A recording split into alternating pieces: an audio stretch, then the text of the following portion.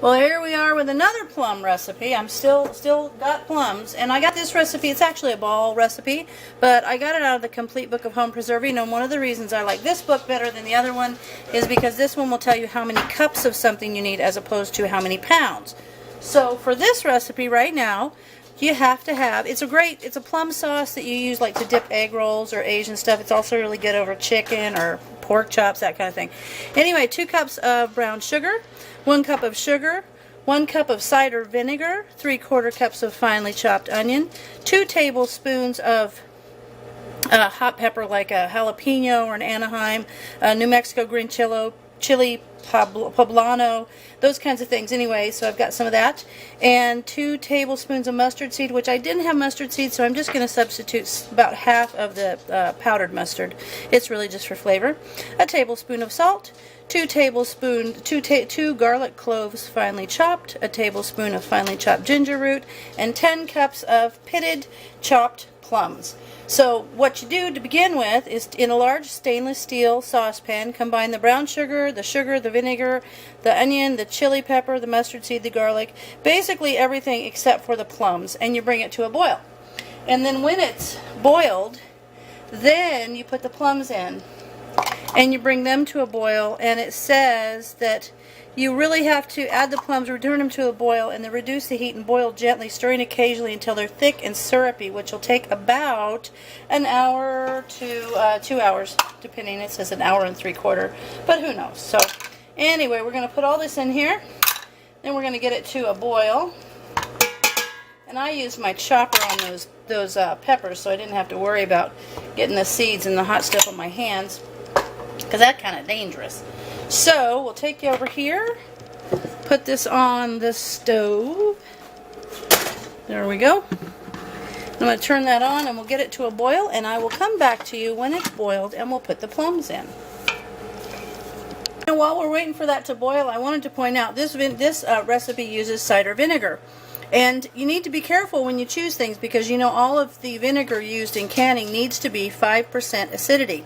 So I happened to pick up some of this vinegar. You know how it says do not use for canning, 4% all over it? It wasn't until I got home I happened to look at the side label, and it says right there 4%. So that cannot be safely used for canning. But this vinegar can, because right there on the side it says 5%. So it's very important when you use vinegars to give them a look. And you know, there's even a cleaning vinegar out there that I think it's like 6 or 7%. I've got some of that I use on my floors. But just check, make sure anytime you buy vinegar, turn it around on the side and make sure if you're using it for canning that it says 5%. I just wanted to show you that while we're waiting for this other stuff to boil. Alright, this has come to a boil, so we're going to put in the plums now. And then we'll bring it back to a boil, and then we'll let it cook until it gets nice and thick. And this recipe should make about 4 or 5 pints.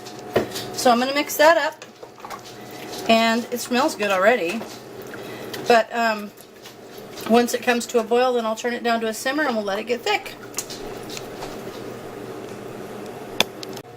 Well, this has thickened up nice, like it says to do it like nice and thick and syrupy, and that looks like the way it is to me. So we're gonna jar this up now.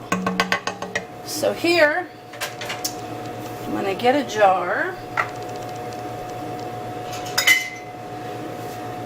Pop that right there. It says it should do 4-pint jars, so I'm hoping that's what it does, because I've got 4 jars ready. So stick this in there. Now hold on to that, it's a little bit warm.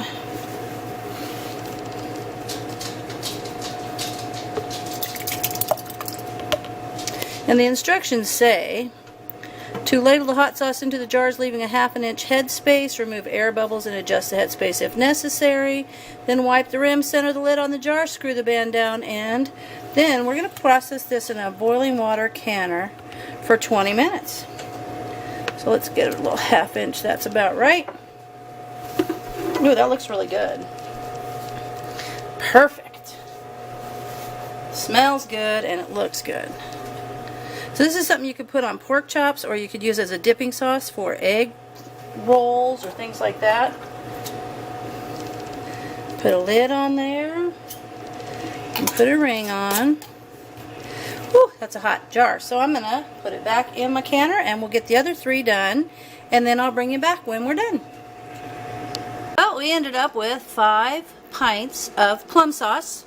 And I really can't wait to try this like for egg rolls or something because it's good. It's really a good recipe. So anyway, there it is, 5 pints. Thanks for watching.